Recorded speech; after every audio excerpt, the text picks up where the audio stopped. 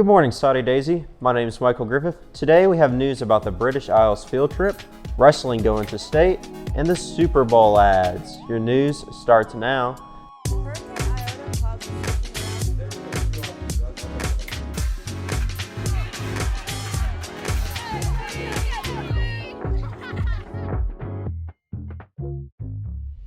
This Wednesday was the meeting for the British Isles trip. We interviewed Ms. Joyner to get more details on this trip. This trip is for any student attending Soddy Daisy High School. We even have past graduates who are going to attend. So we will fly into Dublin, then we will go to Derry, Belfast, Edinburgh, and then we will end in London. I'm especially excited about this trip because I have a firm philosophy that students especially gain so much from traveling early.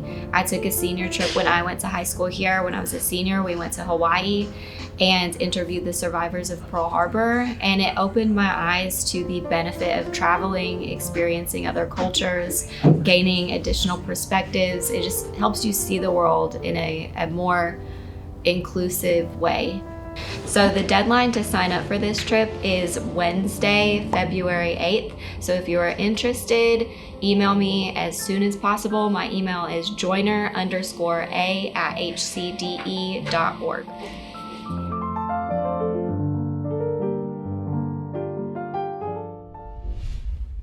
Now to Jacob with the sports. Thanks, Michael. I'm February Jacob.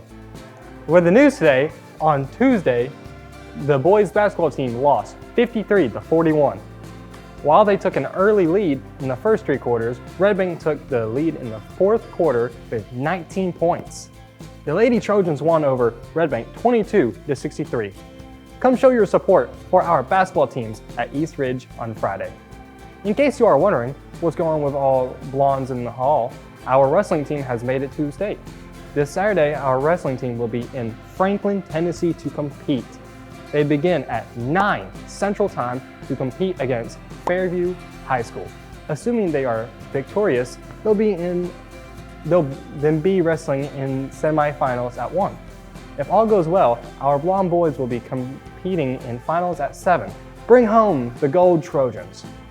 That's all with your sports for this week. Soddy Daisy. Now to the break.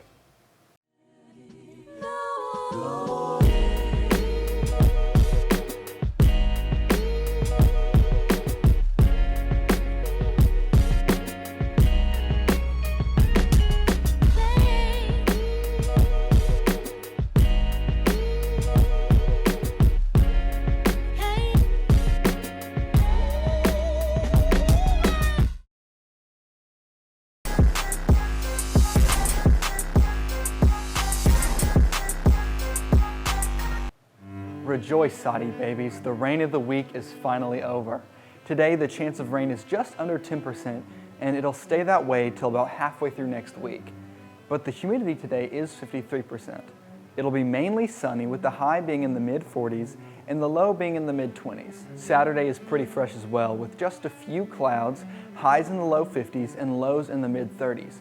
Again, the chance for rain is just 3%, but the humidity is about 50. Sunday will be a little cloudier with highs in the upper 50s and lows in the mid-30s. The chance of rain is 5% and the humidity is 60%. For everyone who's really cold right now, don't fret, because it's going to be heating up some more in the next few days. But we're also probably going to see some more rain towards the end of next week. So take advantage of the sun while you can. Okay, that's all. See you later. Thank you, Clayton. The Soddy Daisy Community Library will be launching their 2023 Mythical Bookmark Art Contest and Art Program. The contest is open to all Hamilton County residents, and there will be 4 different age groups. Each first place winner will have their bookmarks printed and distributed to local schools and organizations. The deadline for the contest will be Friday, March 10th. For more information, go to kelkurtfoundation.org. Wednesday, a 35-year-old man was shot dead downtown off Roseville Boulevard. The shooter, reported to be a man in dark clothing, fled from the scenes before authorities arrived. Police are yet to confirm a suspect and are asking for any information about the homicide.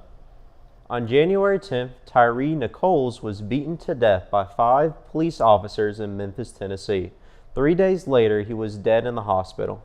The entire incident was caught on camera, revealing that the police report given didn't match with what really happened. People are outraged by the events as many officers in the case have been disciplined and relieved of duty. Kamala Harris herself plans to attend Nichols' funeral. More on this from CNN. My heart hurts. I want my heart to stop hurting. It was an emotional message, one that unified city and state leaders, police chiefs, and community activists. Wherever and whatever it takes for us to begin to dismantle this and do it with the intention to bring about transformational changes. I am sick and tired of being sick and tired. In the wake of Tyree Nichols' death at the alleged hands of 5 police officers in Memphis, police leaders say change needs to happen and trust reestablished. While the officers involved have been fired and charged with second-degree murder, police leaders say the culture of policing must change. You know, my heart goes out to Tyree Nichols and his family. I know Chief Davis in Memphis. I know she's trying to do the right thing down there. But again, it goes back to what Delegate McQuinn said, it's culture. If any one of those 5 officers in Memphis would have had the courage to intervene, Tyree might still be alive today.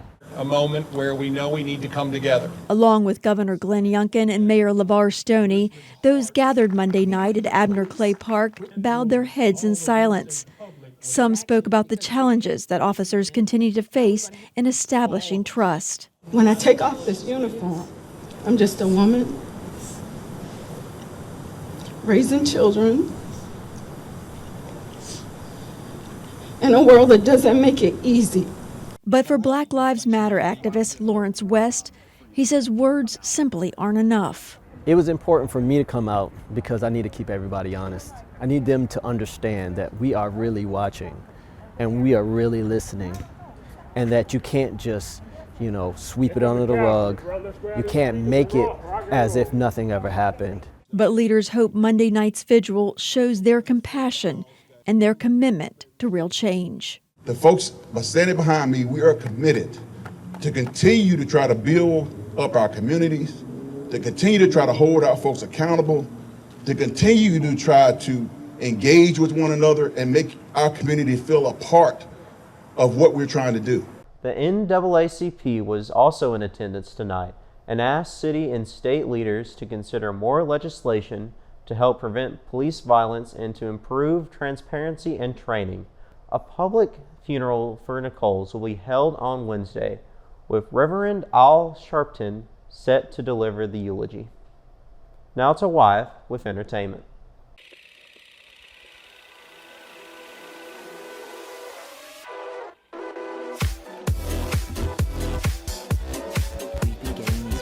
Wherever we do fussy, you do Martha Graham.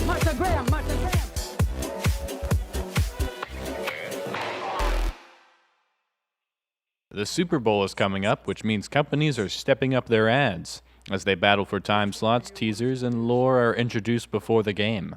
Last week, we talked about M&M's rebranding, where they replaced the spokes candies with comedian Maya Rudolph. They also released a teaser showcasing their new candy, Manya's, with her face on them. Popcorners becomes a snack for the Breaking Bad characters Walter White and Jesse Pinkman in another teaser. We cannot wait to see what legendary commercials come out of this one. A new teaser for the Super Mario movie has dropped, debuting Mario in a cat suit, which raises the question, who did it better? Meow. Meow? 14 music artists or groups have been nominated for the 2023 Rock and Roll Hall of Fame. To be eligible for nomination into the Rock and Roll Hall of Fame, an individual artist or band must have released their first commercial recording at least 25 years ago. Fans can vote for their picks at vote.rockhall.com now through April 28th. That's all for the Entertainment Minute this week, Soddy. Now to Michael, with a heartwarming story about a dog. Thank you, wife. A heartwarming reunion between mother and dog. Last week, McCamey Animal Center picked up a stray dog with a unique note attached to her collar. The note read, "My name is Lilo. Please love me. My mom can't keep me and is homeless with 2 kids. She tried her best, but she can't get help. I cost too much for her. She really loves me, and I am a great dog and love to be loved on. Please don't abuse me." After receiving the note, McCamey posted about Lilo on their social media and hopes to reconnect her with her owner. With less than 24 hours later, Lilo's mother called, confirming her identity. The family then came to the shelter where Lilo was reunited with her family. McCamey is now working to find the family a pet-friendly shelter and continues to go above and beyond to take good care of dogs like Lilo. That's all for your news this week, Soddy Daisy. Have a lovely weekend and goodbye.